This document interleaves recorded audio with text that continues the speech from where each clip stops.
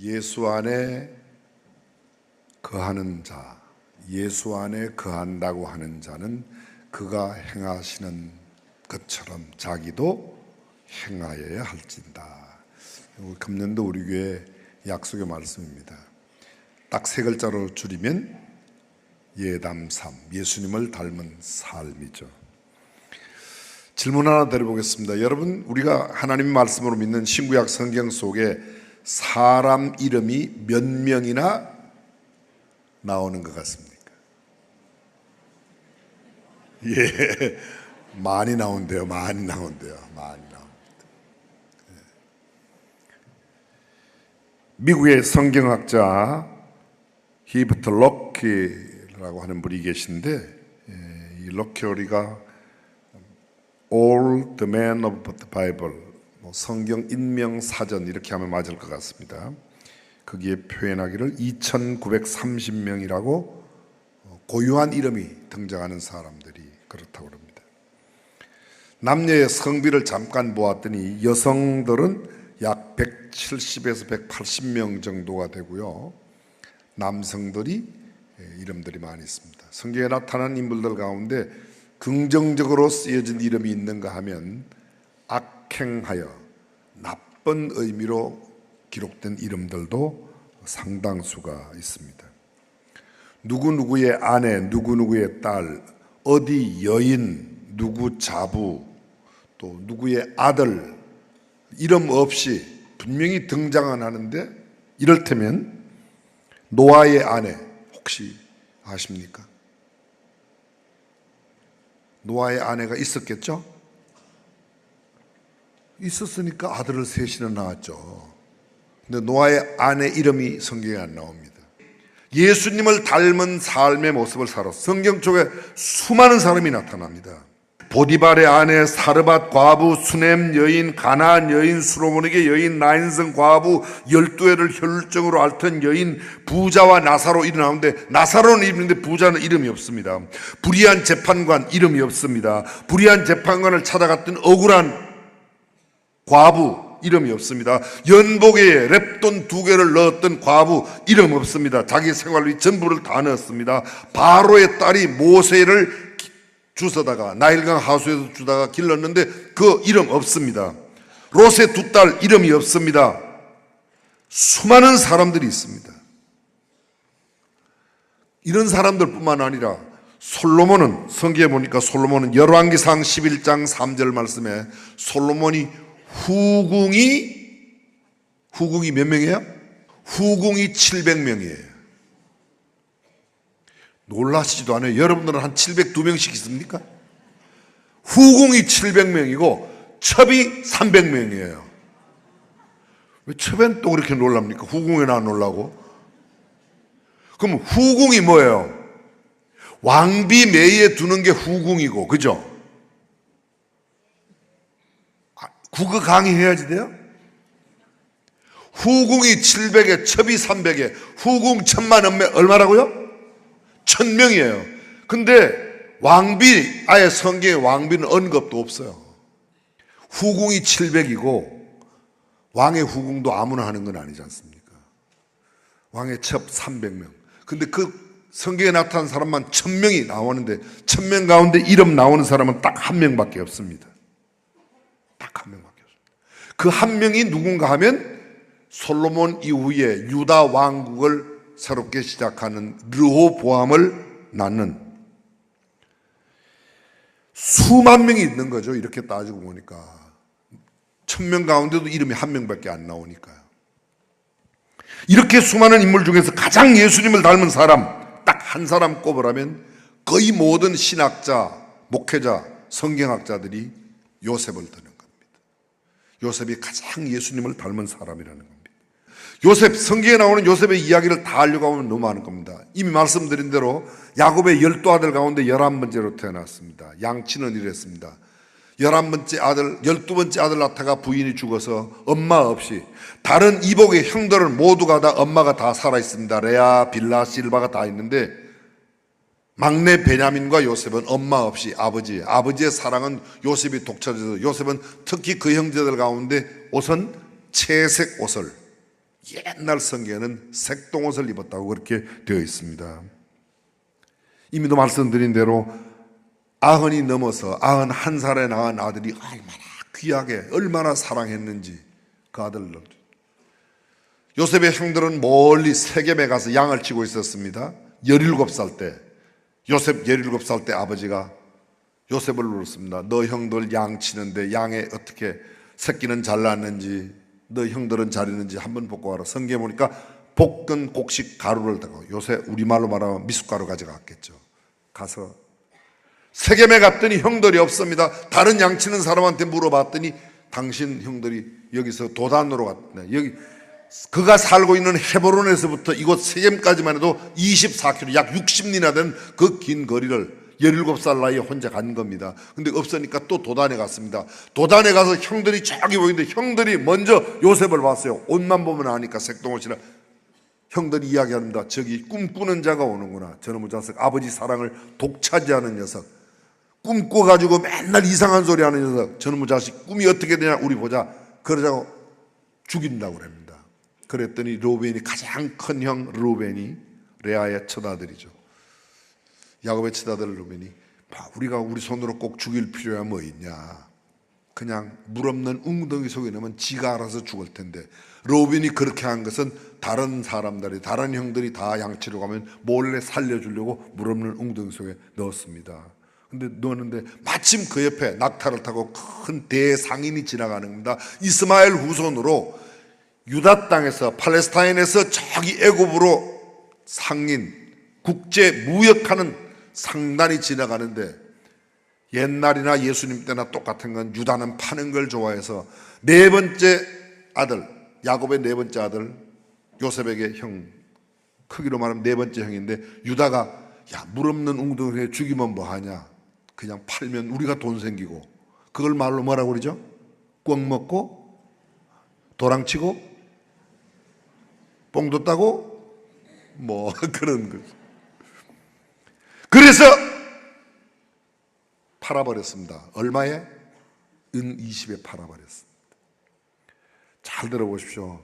사랑받던 아들 동시에 미움받던 동생의 자리에서 형에게 팔려서 어디로 가는가?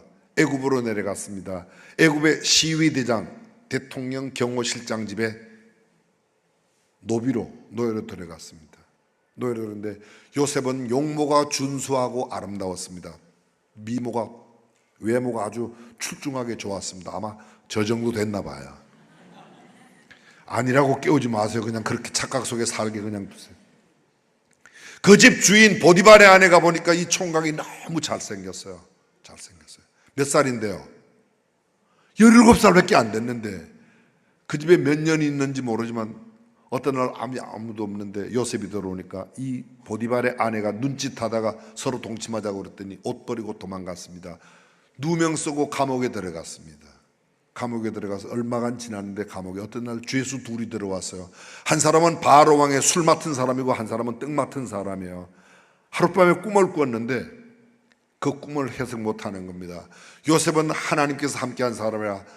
요셉이 보디발의 집에 노예로 팔려갔을 때 성경이 가장 중요하게 다루고 있는 3번, 4번 강조하는 게 여호와께서 요셉과 함께 하심으로 그가 형통한 자가 되어 그의 집과, 그러니까 보디발의 집과 모든 일들이 복을 받았다는 표현이 성경에 계속 반복됩니다.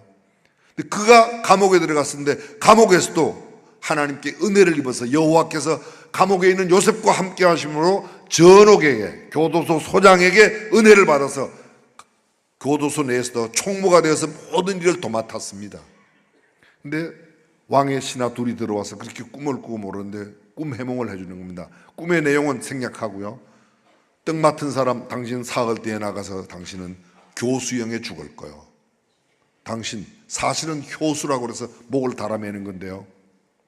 목을 달아매는 건데 그렇게 술 맡은 사람 당신 사흘 뒤에 복직할 거요. 나 이렇게 억울하게 예고했으니 당신이 복직되거든 왕께 잘 이야기를 해주시오. 이 사람이 출소해서 진짜 사흘 만에 복직했습니다.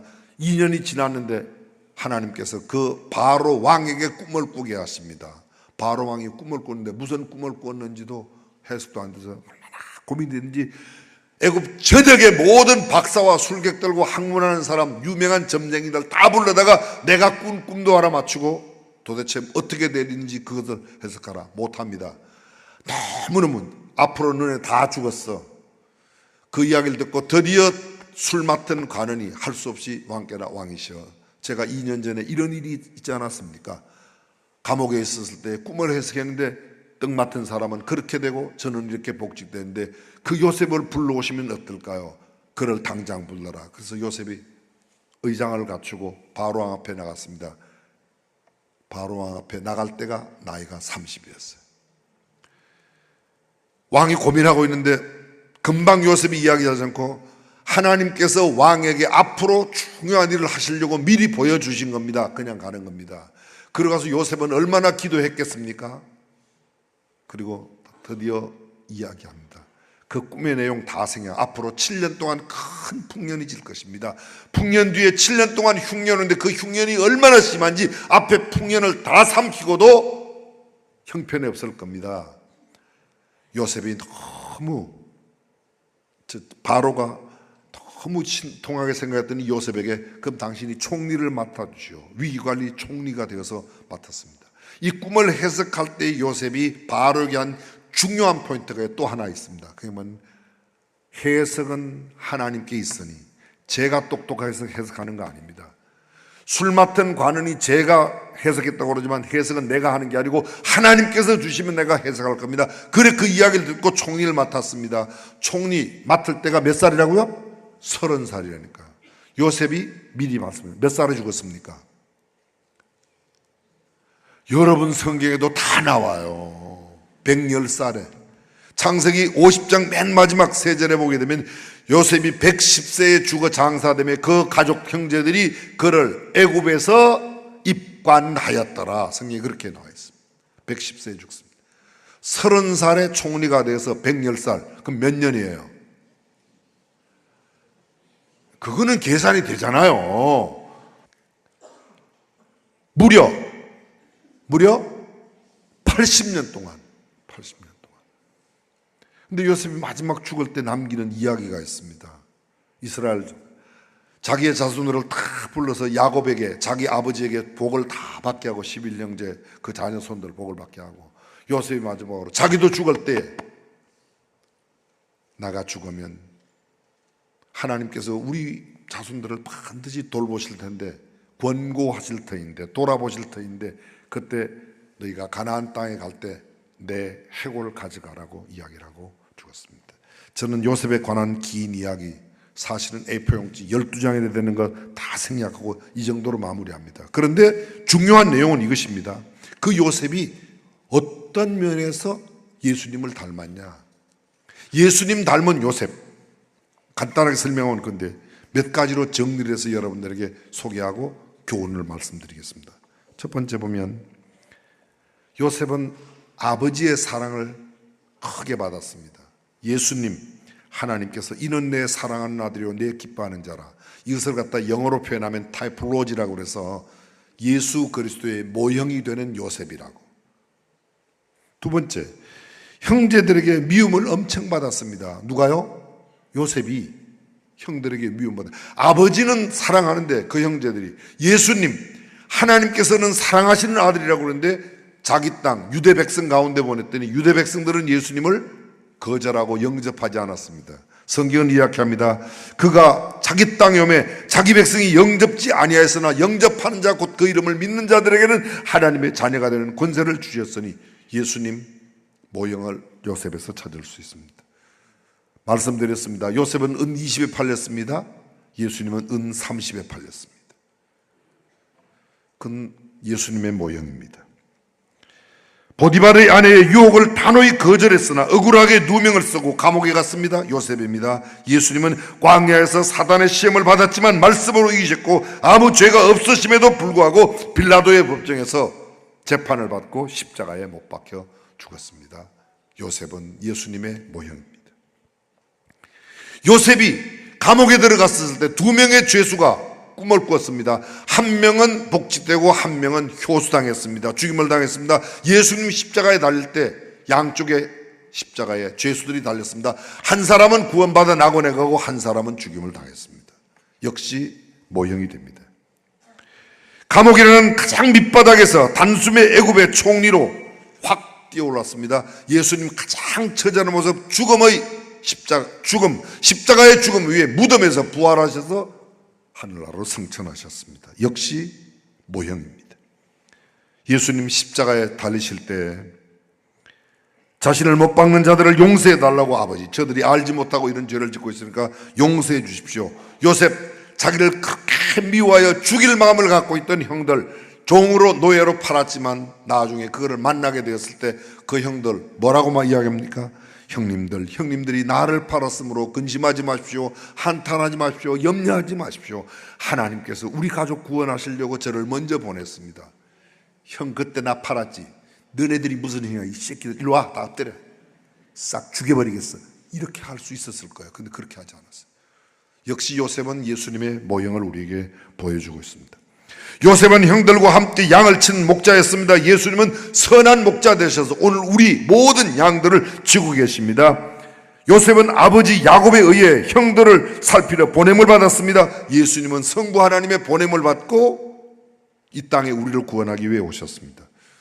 예수님은 30세의 공생애를 여셨습니다. 요셉은 30세의 총리가 되어 그 가족들, 그 민족을 구원하는 하나님의 사람이 되었습니다. 형들이 요셉을 구덩이에 던질 때 그는 채색옷을 벗겼습니다. 여러분, 야곱이 그 채색옷, 피 묻은 채색옷, 무슨 피죠? 무슨 피죠? 잘 찍으셨는데 염소피입니다. 그 염소피, 예전에 야곱이 형 에서를 속이고 아버지 축복받을 때 어머니 리버가가 너 빨리 외양간에 가서 우리에 가서 살진 염소를 가져와라. 그 염소 가져와서 염소를 잡아서 고기로 요리를 만들고 온 몸을, 야곱은 살같이 맨들맨들하고 에서는 털이 되어 있으니까 그 염소 털로 아주 속여 들어가서, 아버지가 그러지 않습니까?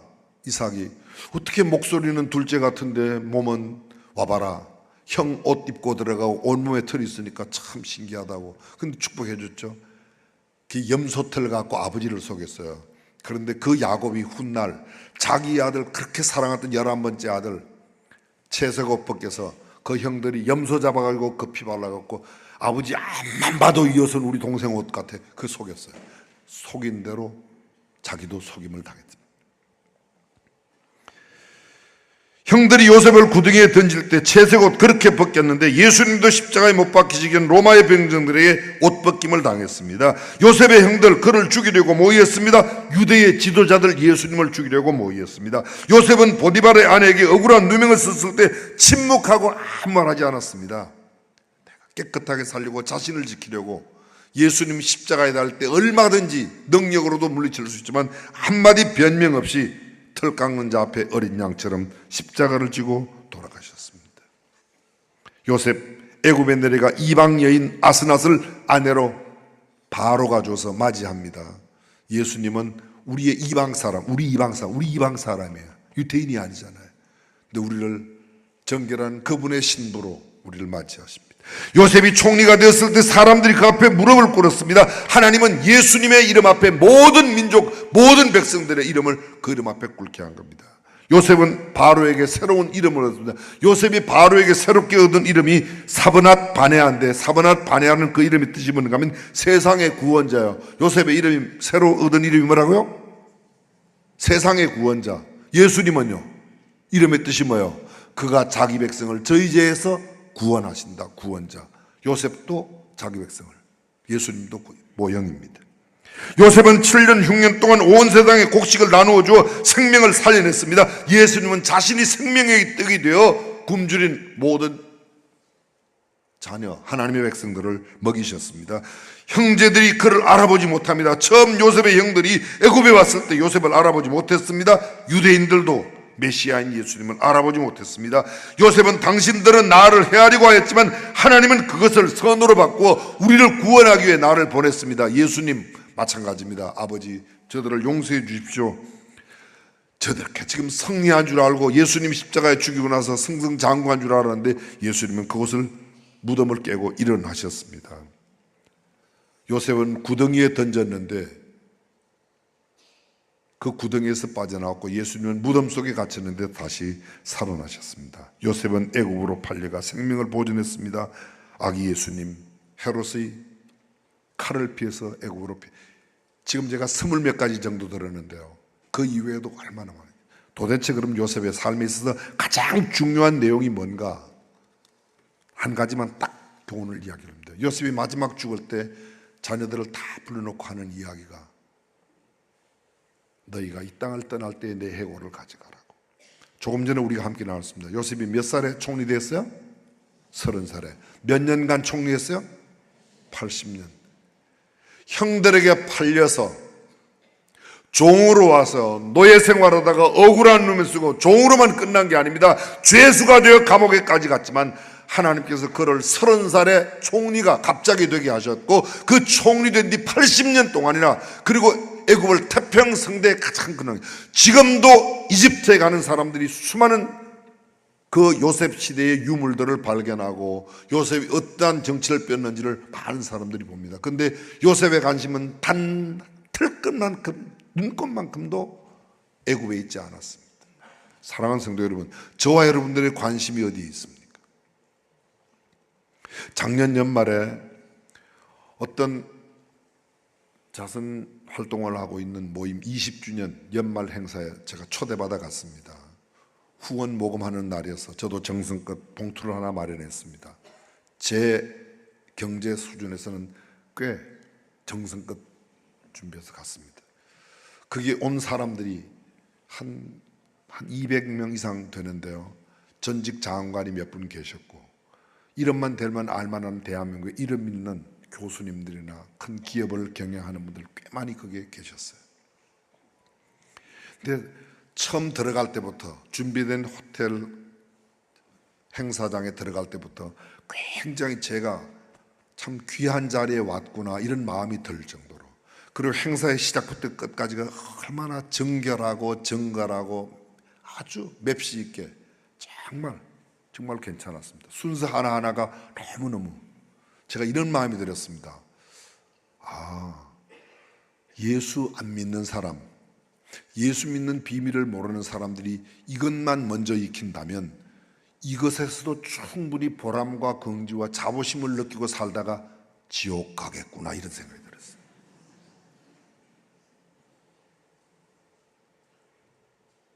이 사람들을 어떻게 이것이 다가 아니라고 정말 영원한 생명. 여러분, 요셉이 30살에 총리가 되어 80년 동안이나 애굽을 역사상 가장 위대한 나라로 만드는 일에 그렇게 존귀해. 그러나 그의 마음은 요셉의 자기의 시신마저도 해골마저도 애굽 땅에 두기를, 자기를 위하여 애굽 땅에 기념관 만드는 거 아니었습니다. 나를 위해 무슨 역사를 만들어 그런 거 하나도 없습니다. 내 관심은 어디에? 가나안 땅에. 이 땅에서 내가 좀 갖추었다고, 가졌다고, 누린다고 내가 가진 것 때문에 만약 우리의 본향을 바라보지 못한다면 얼마나 불행한 자인지 모릅니다. 내가 이 땅에서는 오히려 남이 가진 것, 갖춘 것 갖지 못하고 없어도 비록 가난하고 헐벗고 힘들게 살아도 때로는 억울한 누명을 쓰고 살아도 마치 요셉처럼 예수님처럼 그렇게 살아도 결국 우리의 산 소망을 하나님 나라에 두고 믿음으로 산다면 그것이 예수님 닮은 삶이요 그것이 요셉의 삶인 줄로 믿습니다. 오늘 저와 여러분들이 우리 시대 세상의 가치관은 도저히 이해할 수 없는 성경적 가치관, 영원한 가치를 갖고 살아가는 주님의 모든 백성들이 되시기를 주님의 이름으로 축원합니다.